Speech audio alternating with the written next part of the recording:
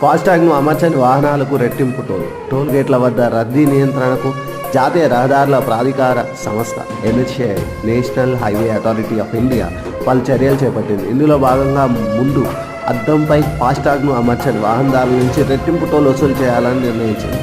ఇందుకు సంబంధించి మార్గదర్శకాలు జారీ చేసింది.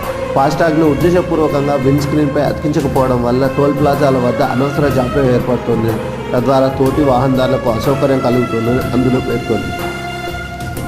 సో ఇట్లాంటి పనులు ఎవరు చేయకండి. ఫాస్టాగ్ను ఎక్కడైతే మెన్షన్ చేశారో అక్కడ విండ్ స్క్రీన్ మీద అతికించండి. సో మీ వల్ల వేరే వాళ్ళకి ఇబ్బంది కాకుండా చూసుకోండి. కొన్ని సందర్భాలలో మనకి ఇబ్బంది అయినా పర్లేదు, కానీ మన వల్ల అవతల వాళ్ళు ఇబ్బంది పడకూడదు. అట్లాంటిది మీరు ఒక హైవే రోడ్ మీద ఉన్నారు.